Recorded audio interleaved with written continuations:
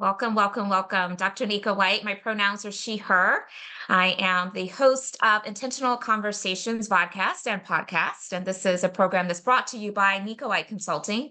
We have been expecting you as we do every Friday during this hour. And we are so grateful that you have decided to spend this time with us. We're giving it just a moment for our community to get settled into this virtual space as we prepare to learn with and from each other. I never take it lightly when people show up to our show. It is quite an excitement for us to know that you all find value in the content that we share through our podcasts, and we don't take that lightly.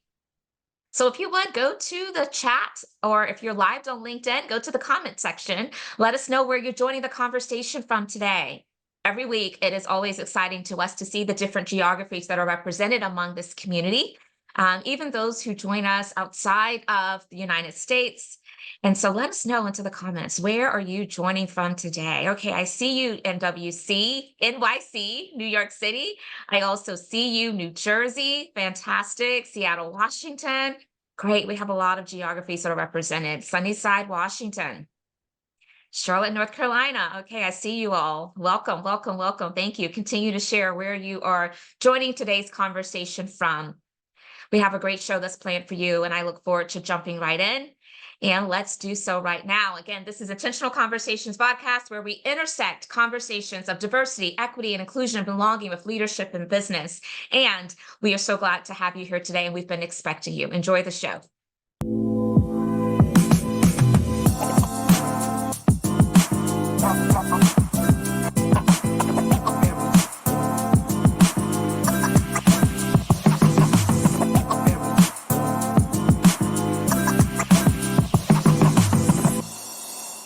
Yes, indeed. Let the conversations begin, as the screen says, and that is precisely what we're going to do. If you're just joining us, this is Intentional Conversations VodCast. I am your host, Nika White Consulting.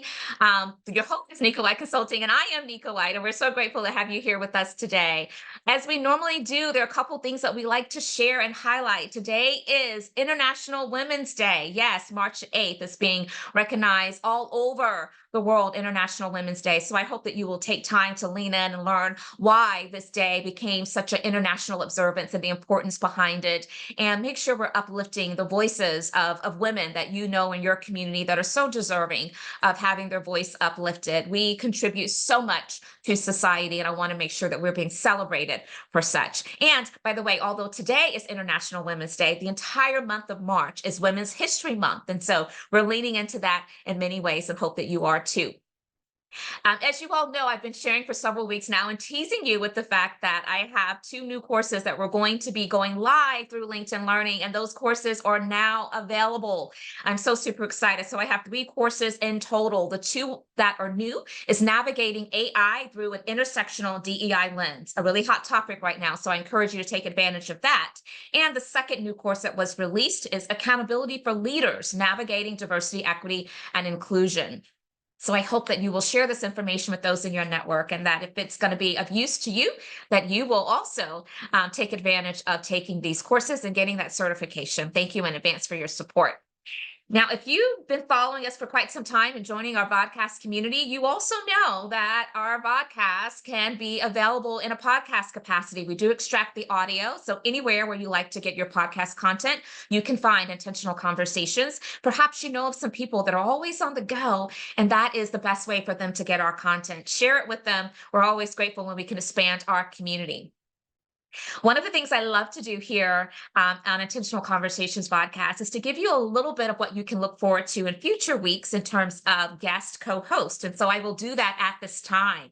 Next Friday, March 15th, we are so excited to welcome Janice Omadiki. And Janice is going to be in this Intentional Conversations discussing her new book, Mentorship Unlocked, and mental health for women and entrepreneurs, and building your network of mentors authentically. So really look forward to that conversation. Janice is on the rise with her platform right now that's really centered around mentorship, and I look forward to you hearing from her.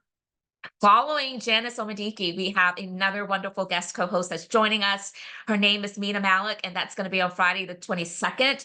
If you do not know Mina, then I believe that probably you've been kind of maybe under a rock a little bit for the past couple of years, because she has such a tremendous voice in this space. I think that her LinkedIn followership now is up to like 150,000. And she has a new book that's out. But in that Intentional Conversations podcast, we're going to be talking about her new book, which is entitled Reimagine Inclusion: Debunking 13 Myths to Transform Your Workplace. So join us here March 22nd for that conversation, which I know is going to be riveting. And then at the end of March, we're going to be closing it out with another great guest co-host, Tiffany Castaño. And in that conversation, we're going to be discussing Black women and entrepreneurship, change in the workplace, and good ways to start your organizations or your own personal DEIB journey. So again, great conversations that I know are going to further our depth and knowledge and understanding of this broad body of work of DEI and how it intersects with leadership and business. So I hope that you will join us on the additional weeks of this month for the show. Now, if you've been joining us, you know that I always take a moment before I introduce our guest co-host for the week to make sure that you are fully aware of the accolades, the experiences, the credentials that our guest co-hosts show up to the conversation with. That is always so important to me. So I will do the same today for our guest co-host, Kelly George. Kelly George, she, they, as well as Aya and Elia, was born and raised in Brooklyn and continues to call Brooklyn Lenape land home. Kelly is an international public speaker, a workshop facilitator, workplace well-being architect, and a leadership coach. Kelly speaks loud and proud about anti-oppressive mental health, psychologically safer workplaces, and neurodiversity.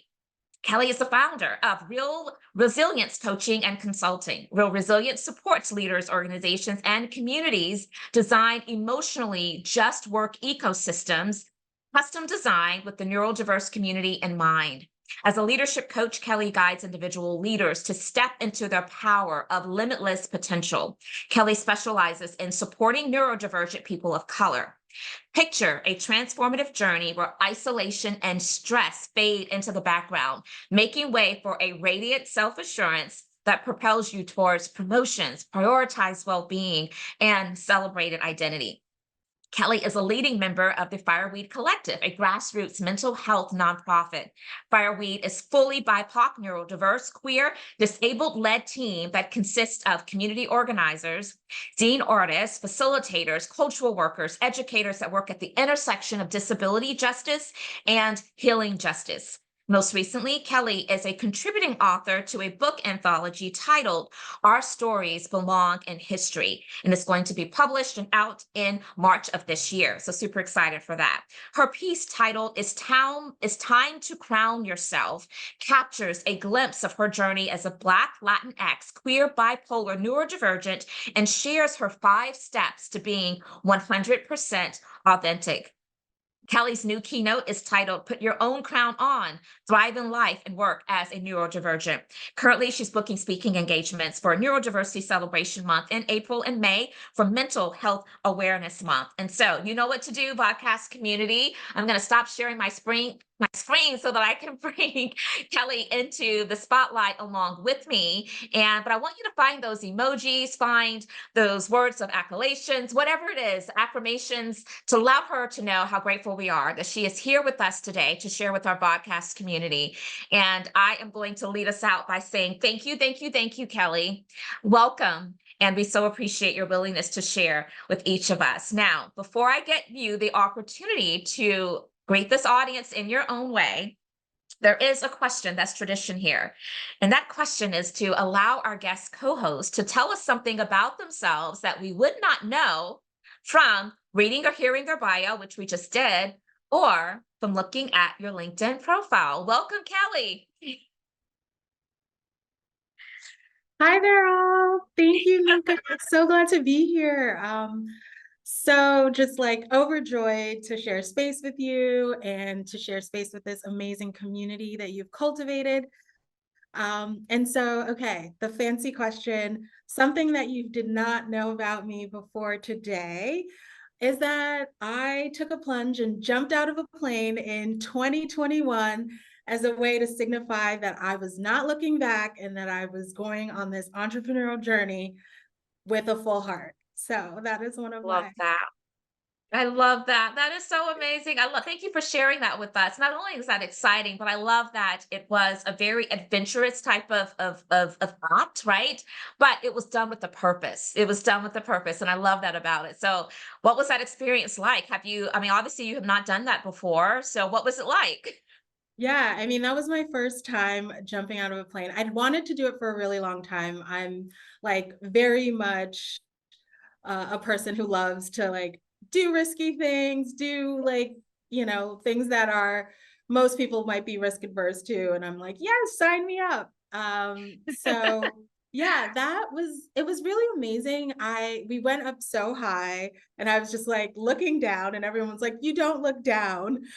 And when I was attached to the support, Yeah. they were just like, don't look down. And they counted you down. And then you were out and you're like, oh my gosh, this is happening. Bird's eye view. Here it is. Wow. I was flying. It was great. Wow. Well, I have to say, this conversation is probably the closest that I will ever get to experiencing through someone else being able to jump out of a plane. It sounds so exhilarating, and I admire people that have the bravery to do it. But yeah, I don't think I could. So I really do commend you for taking that plunge. And I hope that entrepreneurship has been good to you so far. And I understand that you've celebrated what, just 3 years, right? Is that correct, Kelly? Yeah. So anniversary Fantastic. in May. So Awesome. we started May 2021. May 2021. Yes. And so, what I will say to that is congratulations, because that is no small feat. We know all these statistics around how businesses do not make it to year three. So, many people say that once you make it to year three, then you can feel good about being able to have a strong trajectory of continued growth in your business. And so, I'm wishing that for you as well today. Thank Okay. So, we're you. going to jump right in. And I would love for you to tell us a little bit more about you, your family, your background. Help us to understand your journey to getting to where you are today in terms of the praxis and the work that you're so connected to. Yeah. So I grew up in Brooklyn. And basically, I grew up in Brooklyn and then my family's from Panama and Trinidad. So in a really Caribbean household. Salsa and soca and reggae were the tunes that were always playing. And my mom was very strict about going to college, focusing on education as the upward mobility uh, plan. And yeah, so fast forward through college, I thought I knew what I wanted to do. I was going to be a lawyer. I was clear. And then I went to a liberal arts school and was like, look at all of the intersections of many other different subjects and just a wide opening and exploring moment in which I figured out that most of my focus wanted to be just looking at the intersections of philosophy and sociology. So I was a sociology major, and just I love people. I grew up in New York City. Walking down the street and people watching is like my favorite thing to do in life. And so after going through college and finishing up, I spent a lot of some time in California, was really focused at the time on public policy, and then sort of shifted gears. I'm going to go fast forward, became a project manager within the last 5 or 6 years, excuse me. And then really discovered coaching by accident. It wasn't really something that I ever knew was that you could do. I was Yeah. like, wow, what is coaching? And curious. It was almost like a LinkedIn find, which was really funny. I was Mhm. like, people are coaching. What's coaching? I want to know more about this. And then, as I continued to learn more, I was just really excited that it was a place that I could champion people. And I think Yeah. that is what my calling was. Like, out of all of the noise, right, of figuring out what you want to be when you grow up and what you want to do with your life, one of my favorite things to do is champion other folks on their journey, finding what works for them, and really, yeah, stepping into celebrating their full authenticity, which breeds into a passionate and full life. So that's Passionate the and short full version. life. No, that's beautiful, beautifully spoken. And as I was reading your bio, I couldn't help but to really feel and believe the words of picture a transformative journey where isolation and stress fade into the background, making way for a radiant self-assurance that propels you towards promotions, prioritized well-being, and a celebrated identity. So I felt as you were sharing that story of your journey that it was worth kind of amplifying that. But such beautiful words that you have threaded together to talk about how in which you like to show up to this work of coaching. And by the way, for those that are with us here today, I know that Kelly is joining us from New York City. So if there's some other folks that are in New York, provide a shout out to want to see all the New York folks that are represented here today, and even those that are watching us today from LinkedIn Live. And so cameras today, by the way, for those that are part of our vodcast community here through Zoom, they are welcomed and encouraged, but certainly not required. We love to see smiling faces, but we know that many just join in auditory capacity. So in whatever regard, we are so glad that you are here. So I want to talk about the anthology that you are part of, that again is coming out in March of this year. I know I can see the excitement. It's like exuding through my screen. I'm excited for you. I really am. But again, you wrote a piece that was a part of this Black woman's anthology. And I want you to give us a little bit more about what your piece is about, to the extent in which you're comfortable, because I don't want to spoil it for everyone. But again, I'll mention the name of your piece. It's Time to Crown Yourself. And so talk to us a little bit about what inspired that and what people can look forward to once this anthology comes out and they read your piece. Yeah, oh my goodness. I'm so excited for folks to jump into this book. 29 amazing women that, Black Latinx women, and are all so inspiring. So yeah, my piece titled "It's Time to Crown Yourself." Where did it come from? What was the process to putting this on paper? Yeah. So first off, I'll just maybe go back and share that mental health really became something that I was focused on, not intentionally, but actually by on purpose, because I spent a lot of some time going through a really hard uh, space where I had some experience with depression. I had some experience with the other side of the bipolar condition, which is hypomania. But all of that seemed to flow when I was pushing myself beyond the limits, beyond the place that I felt comfortable. And so when I was working in corporate, I spent in my 20s just a lot of time trying to prove myself, a lot of time trying to be the right culture fit, right? And so for me, I sort of saw that moment of trauma and challenge in response to this pushing beyond the limits, beyond what you are, who you are naturally, right? And how you show up naturally in order to keep a job, move into a promotion, move into different, climbing the ladder, right? But on the inside, sort of masking part of who you are to get there, because you think the standard, or one thinks the standard, is the only way. So in that experience sort of emerged, I need to take care of my mental health. And one of the things that I needed to do in order to do that was name that this was challenging, that this was racial stress, that this experience that I was having was not in my head as just, something's wrong with me, right? It was very much that I didn't know how to manage racial stress, or didn't even know to call it that, right? Right. Didn't even know to understand, or had the information to move through what that experience could be like. And my family also, chose this path of like, we just have to make it here. We've come so far, just get an education, just get it done, and assimilate if you have to, where to come back to as home. So I just needed to give that context in order to bring folks to understanding where this piece came from, and how my journey sort of unfolded. And so the other piece that I'll just share is that it was really important that I shared with readers that may have experienced something similar, that they weren't alone, right? And I think Yeah. a lot of times we move through challenge and isolation because of shame, because of fear of judgment. Mhm. And a lot of time that isolation is what actually is stifling us moving through it, right? Yeah. Because when we're able to talk about it and when we're able to name the things that are happening to us in the moment, it gives us a lot more power over our emotions, feelings, and the actions that we're able to take next.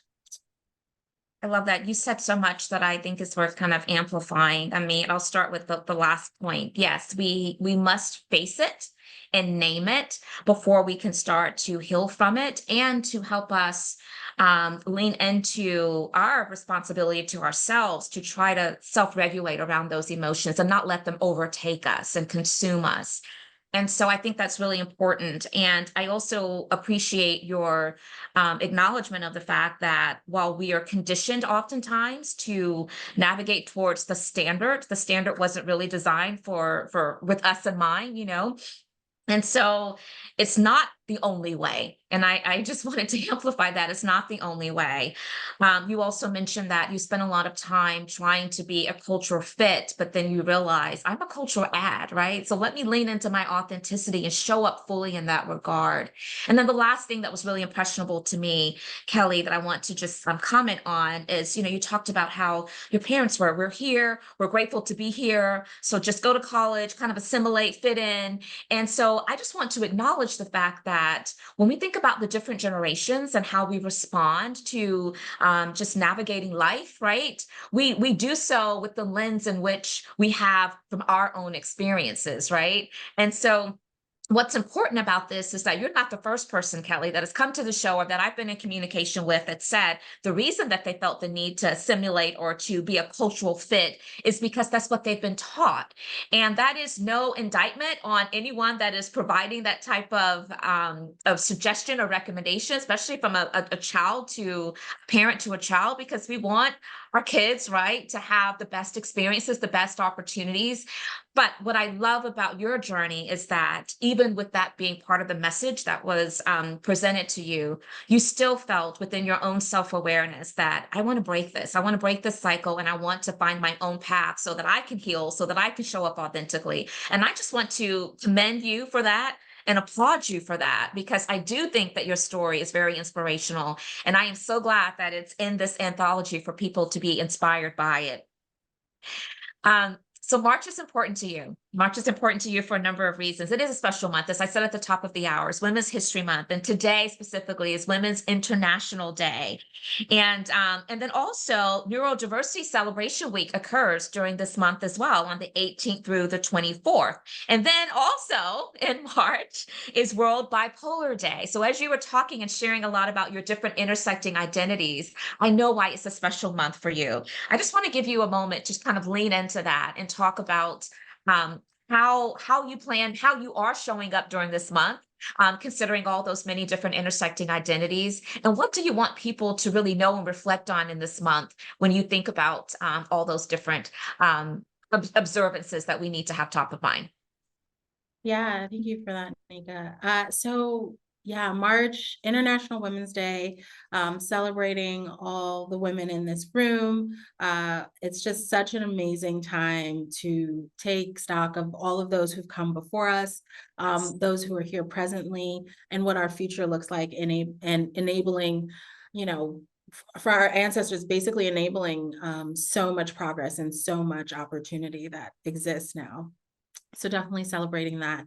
And so, yeah, so March also is Disability Awareness Month, which is what falls into the neurodiversity Yes. celebrations and World Bipolar Day. And so why does this mean so much to me? I think going back to, the moments where I was like too ashamed or to share or even out the fact Mhm. that I had this condition, and what it meant in my work and what it meant in my life, I had to find other people who were talking about it, who were Yeah. vocal about it, organizations that were supporting folks who lived in this condition, who were professionals, who because I think a lot of times neurodiversity disabilities are seen as a hindrance, right? That, oh, you Mhm. can't do because of.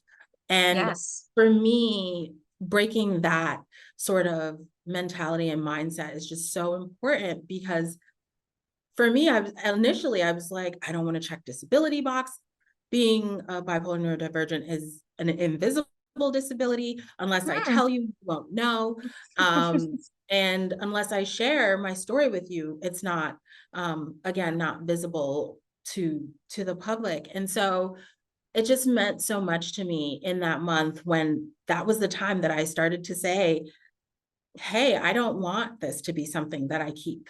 I want this to be something I share so that the next person who needs an inspiration or someone to look to when thinking about themselves and whether they fit in or can they move forward, even as they are living with a condition that Yeah. may be a disabling condition or an invisible disability, right?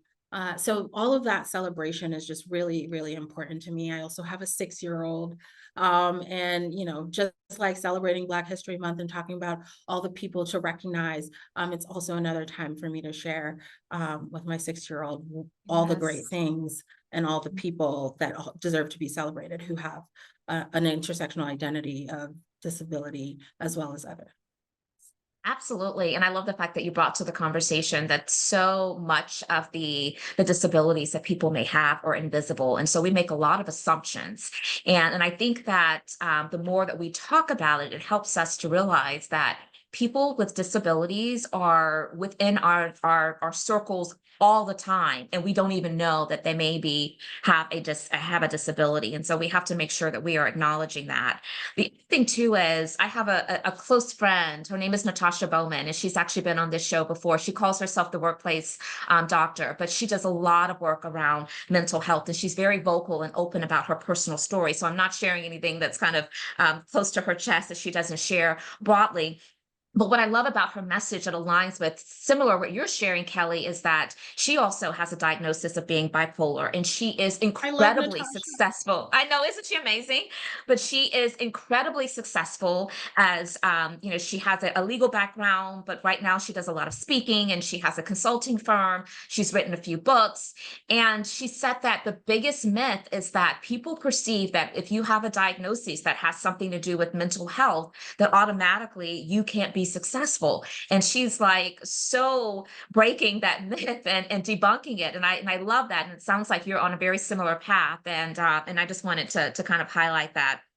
Now, I want to talk about well-being because I know that's a big part of your platform. And I'm curious about how you decided that you wanted to focus on well-being.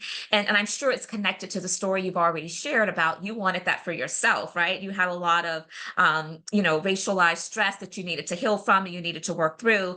But then when it comes to being a leadership coach and specializing in supporting BIPOC neurodivergence, I want to understand, and this community to understand, what are the coaching strategies that are different when you're working with, specializing, of course, in that specific community, BIPOC neurodivergence. And so, again, why well-being, and then what does coaching look like that really relates directly to that audience? Yeah, absolutely. So well-being is just again naturally flowing from this, my need initially to care for self and what that looked like and why it was necessary and important. And then really branching out and seeing that this is something that others need, especially in the professional sphere, Yeah. where folks are really um, working so much, Yes. just Yes. We're working so definitely in a much and time where just, there's an overwork culture that seems to just yes, permeate throughout so many different organizations. that's Yes. exactly it. And sort of skipping over well-being in this way where like, how can we also think about well-being in the cultural fabric, right? So it's great Yeah. if you have HR and yeah, you can go to the spa and the gym and all of these things, but some accountability has to be built in there for folks to actually take action to care for themselves and in the specific ways that they need to, right? And so that may look like, at work, someone needing to not be under really high bright lights because that's really sensitive and distracting to their personal cognitive abilities and how they're moving, right? So neurodiversity, just a quick definition, sort of focuses on how your brain processes information, which kind of extends to how you're learning, how you're taking in information. And you could see how that could broaden, right, to include how are we thinking about how others are taking information in Yeah. and bringing Yes. that piece Yes. in. Yes. Um, and so going back to well-being and really being able to say, hey, to my boss, I need to do this. A work from home is necessary in this capacity because of, the fact that I get overstimulated or Mhm. how I need to show up in a meeting, right? And so making these types of conversations normalized and making space for them really just starts with how you're able to take care of yourself and knowing what you need, right? And so that's the part of well-being that I focus on, is really getting an understanding of what do you need to thrive, what does it look like, and then how would you be able to communicate that out to others, right? So that's the well-being piece. Yeah. And then as for strategies with working with neurodivergent folks, it's really just being able to reflect back, which is a coaching strategy that really traverses leadership coaching, any type of coaching that you're doing, right? Is being able to reflect back what someone is experiencing, validating what they're experiencing. And I guess what could shift with speaking with someone who is experiencing um, who is identifying as a neurodivergent is really just slowing down to understand what, again, the needs are for them to thrive and Yeah. be successful. So I don't know that it's like drastically different Sure. in strategy. But again, it's just more so working with what is necessary and what is needed for that person to thrive. Yeah. So, and while you state that you don't think it's drastically different, I think that the value, though, in having leadership coaches that specialize in those very specific intersecting identities is that they come to the coaching conversations very well sensitized to the needs of those individuals as part of that community. And in your case, you can relate because of your own personal lived experiences. And I think that that provides a level of safety with people feeling inclined to really want to lean in and build that trust and that rapport, knowing that they're being supported, especially around equipping them with language and tools to be able to navigate maybe some complexities that they are experiencing within their workplaces. Because let's face it, not all workplaces are psychologically safe for individuals that have all of these intersecting identities that can subject them to systems of oppression. And so mental health impacts us all. Yeah, it impacts us all. Thank you for saying that. If I just Yeah, may add, I guess, yes, you're right. please. I basically dismissed the fact that I'm coming in with a shared identity that will allow someone to feel a little bit more trustworthy in the experience Yes. and that reflecting back of Yes. what they're going through or what they may be experiencing. Yeah. And then also, like, as I'm thinking about just taking up space. I don't, this concept of taking up space seems to come up a lot in conversations with my clients, mostly because of wanting, again, to maybe not share their neurodivergence, right? And so how do they hold something that is that important to them, and maybe how do they also still communicate their needs without having to share? And so taking up space and what that looks like sort of really comes up often as we're sort Mhm. of navigating the workplace and our individual and personal needs. Yeah. Yeah, no, I love that. Thank you for that additional context. So I want to shift a little bit, and I want to talk about this notion of healing justice, which I'm very intrigued by, very interested in. And by the way, I'll ask my team to place into the chat that the Winters Group, they have a great conference coming up, is the racial justice in the workplace. And so there's a lot of great, wonderful lineup of incredible speakers. I am privileged to be one of the speakers, and it's on this topic of healing justice. And so I would love for you just to talk about what it is, share with our community how in which it finds its way into your work. And I know that you've addressed it in some regards, but we'd love for you to expound upon that even more. Yeah, so healing justice is a fairly new political framework that came about in around 20, 2001.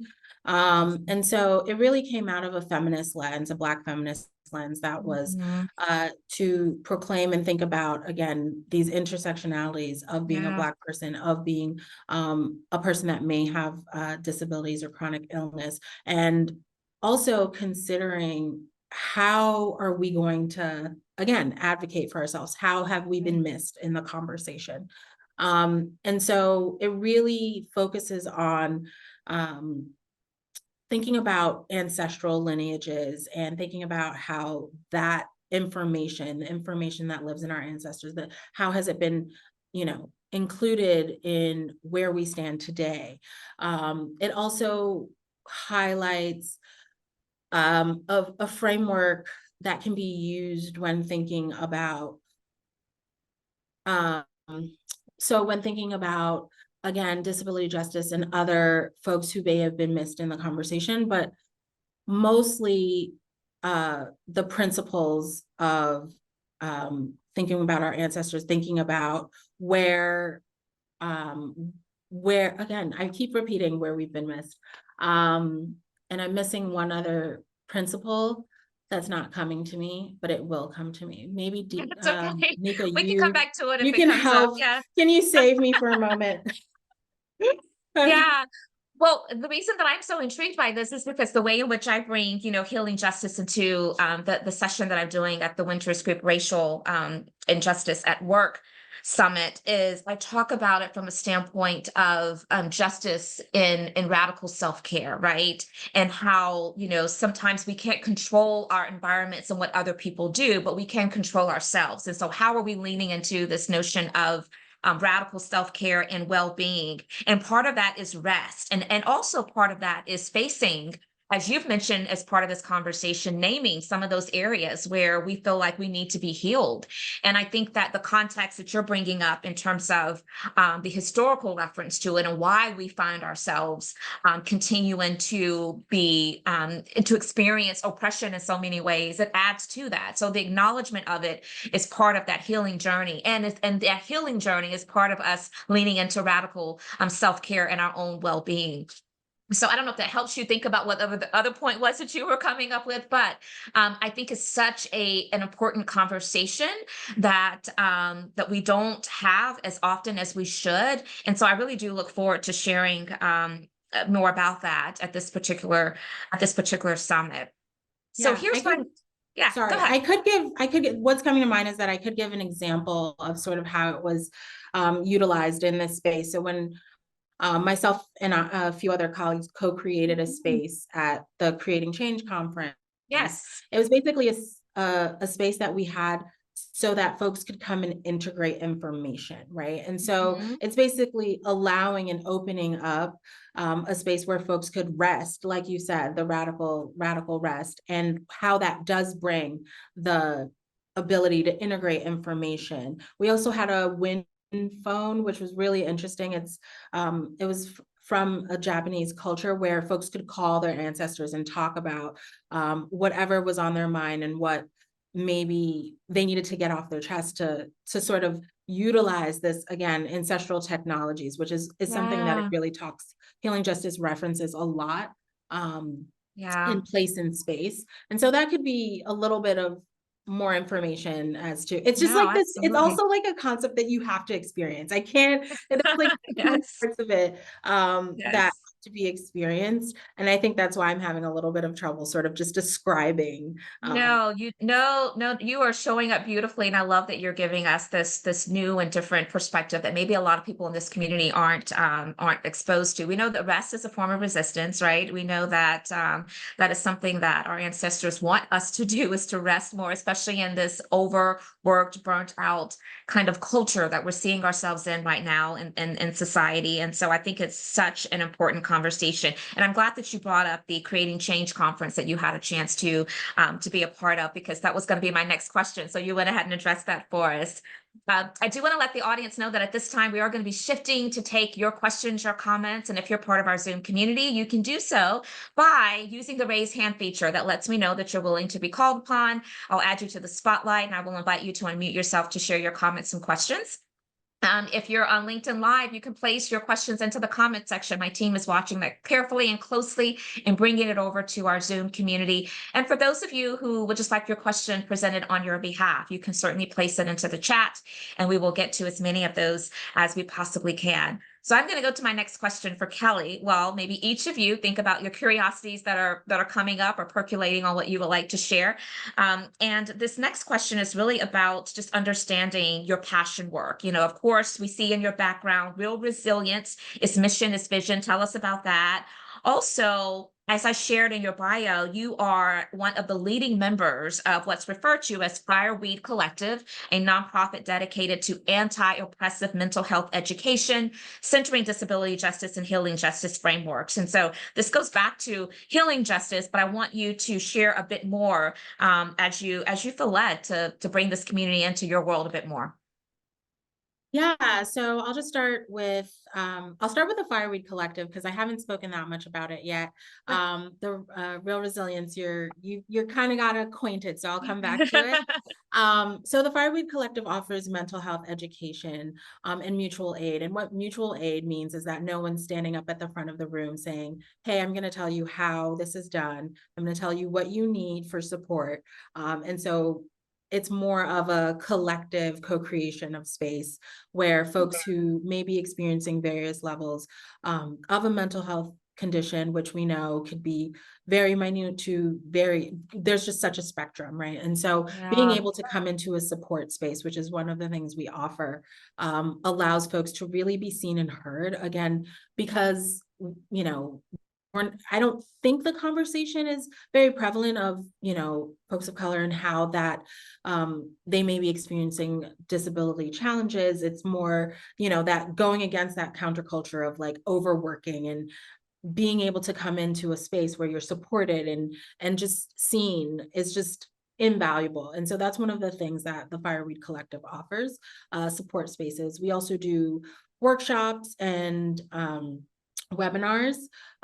We have a webinar coming up in April for in celebration or support of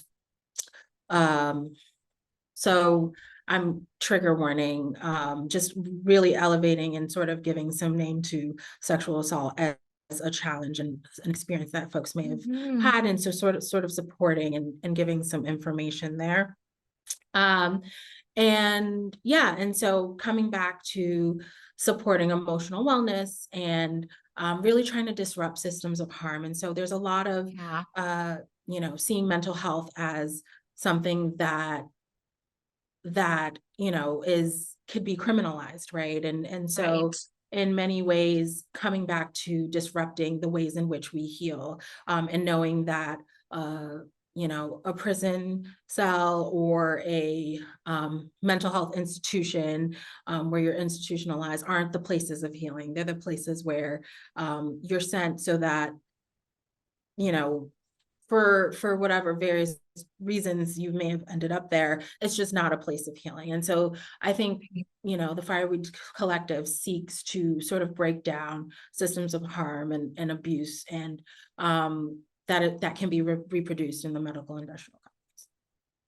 Yeah, no, thank you. And we did share into the chat a way for people to connect with you by LinkedIn, but then also your website so they can check out more information about your Real Resilience and the the conference or the opportunities that you just referenced. And so thank you so much for that. And you're so right, we have to amplify the fact that mental health is, while it's often viewed as something that's for a certain population of people, it impacts every single one of us to some degree.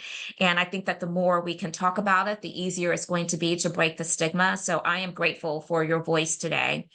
So we do have a question from the audience. Ann White, I'm going to add you to the spotlight. Thank you so much for being here.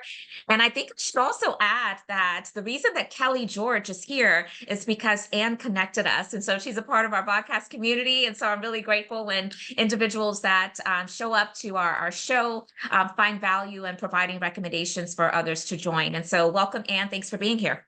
Thank you, Thank you Ann. both. Good to see you both. And Kelly, I'm so glad you're here. And my question is, I know you do a lot of work coaching managers who have direct reports or team members who are neurodivergent. And what's the number one thing you see? For me, I would think that sort of the ignorance about it, sort of not knowing even what you don't know as a manager to support your team members who need maybe a different kind of support. What's the number one piece of advice you have for them, or what's the number one resource they should turn to?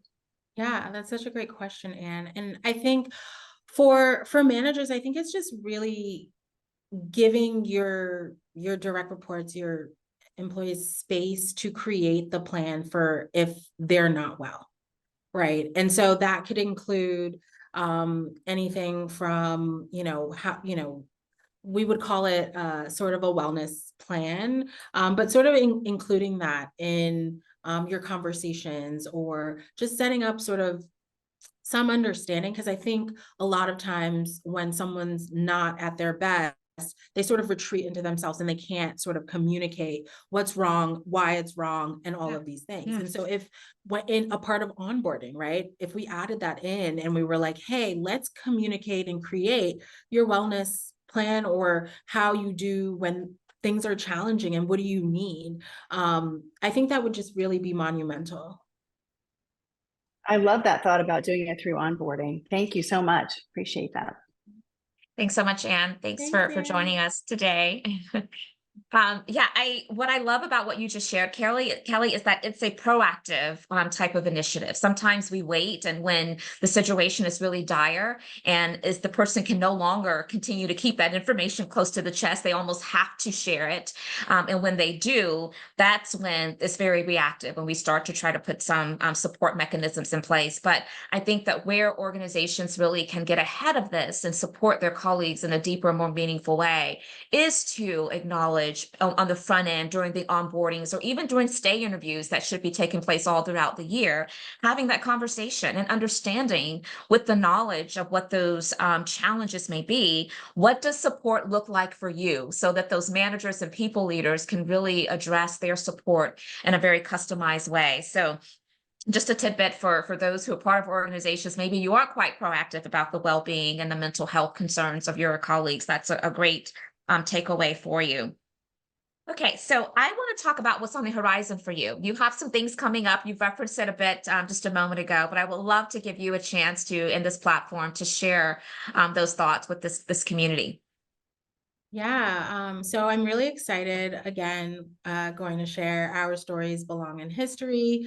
It is on pre-order right now, and we have pushed out our release date just a touch, but it gives us more time for pre-order. And so working to,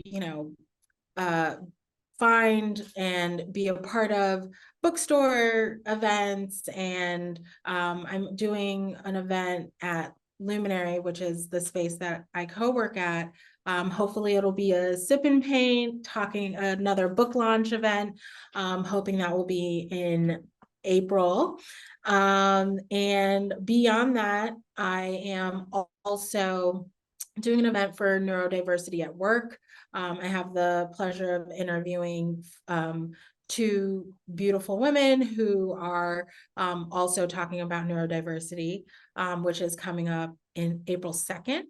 And yeah, and then I'm still booking for Mental Health Awareness Month, which is in May, and Neurodiversity at Work, which is in April.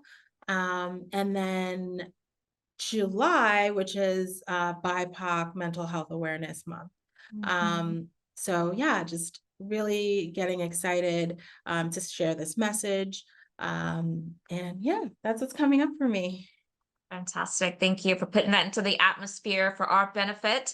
So we do have another question that's come in from our community. And the question is, what unique psychological stresses have you observed and how do you address them in your consulting work? Yeah, what unique um, psychological stresses? Yeah.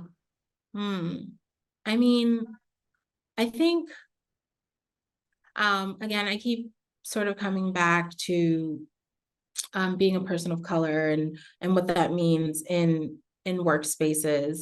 And so one of the things that I had to sort of consider when thinking about this topic in a larger space at an organization. I think it's really being able to create a safe space for folks of color to actually Yeah. also have a conversation and then bring in everyone to have a conversation together. And so just honoring some of those identities and getting them to feel safe amongst other like-minded and folks who have parallel experiences is really important.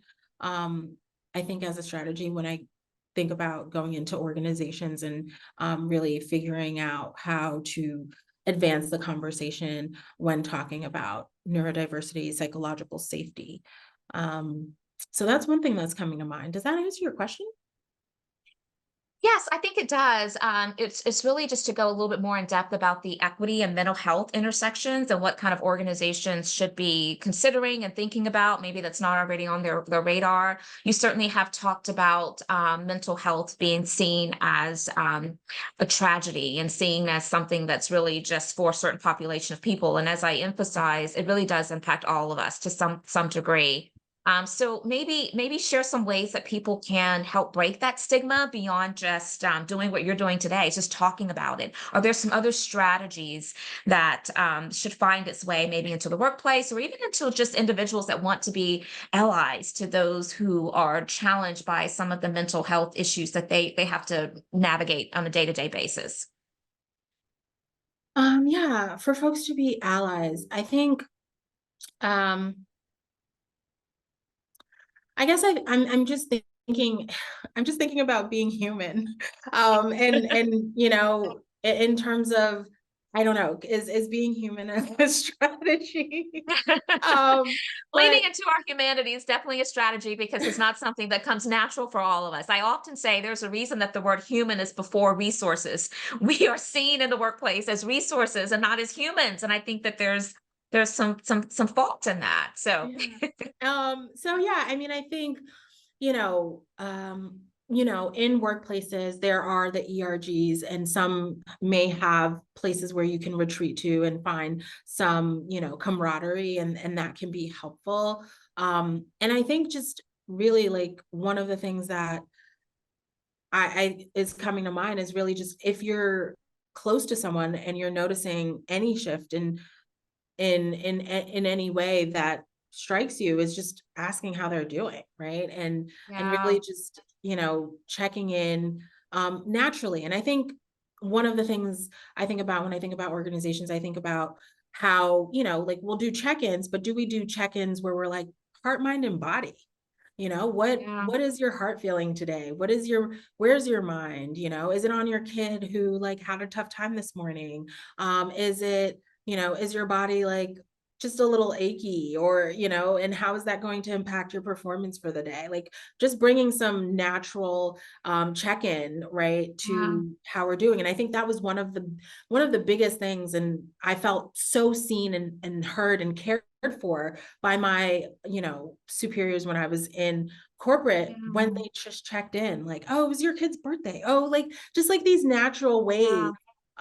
of checking in before you're jumping into the work, right? So Yes, I heart, love mind, it. body is one that we do at Yeah, the Fireweed Collective and is something yeah. that we appreciate it. So really leaning into these high quality check-ins, especially for people leaders, so they can get to better understand how to support their teammates who could be dealing with some mental health issues. So I'm curious, Kelly, there's probably a lot of things that you often share in your coaching and even just your consulting conversations that causes people to lean into their own personal responsibility for wellness. For example, like at home, what's in their routine, right, to make sure that they're taking care of self.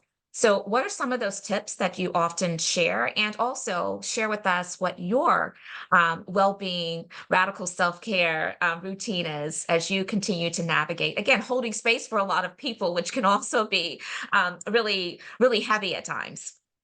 Yeah. And so I think one of the things is learning to make space to witness myself, which was something that comes through journaling. I think a lot of times when I was moving through something hard or when I wanted to celebrate something and maybe like my friends couldn't pick up the phone right then and there, right? I'm journaling about it. I'm like, what am I celebrating today? What was challenging? And really just getting that stuff down on paper makes me feel like, okay, this is real and this is what I'm experiencing and what's coming up, and all the ways we need to celebrate and all the ways we may need to reprioritize, right? I think I was a part of a conversation yesterday when thinking about women and balance and being like, does balance even exist, right? I think it's more that you choose something to prioritize in a moment, and that means it's only one.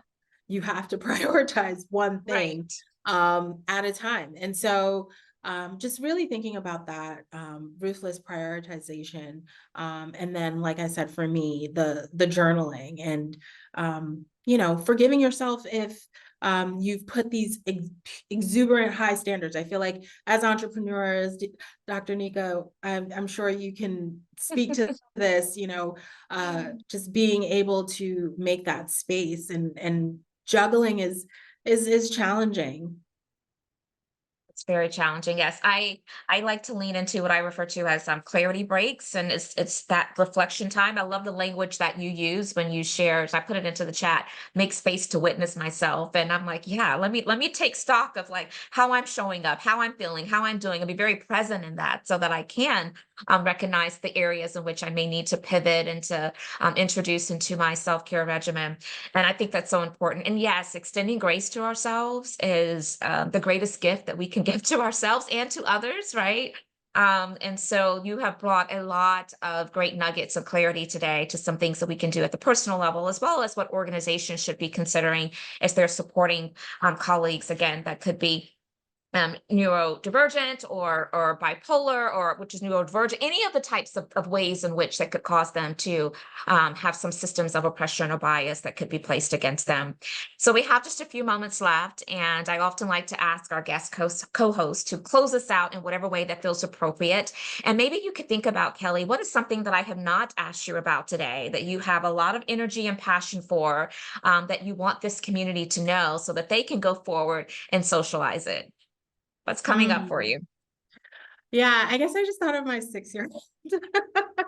I thought of my legacy, Oh, and just really, I think we talked about this a little bit earlier, but like to change the way in which we interact with the future kids and generations is mhm, just so important. Like, again, emotional intelligence, like that requires time and space, and it requires on the spot me regulating myself to also give my 6-year-old space to regulate, right? And mhm. so I think that's just what came up to mind as I thought about it.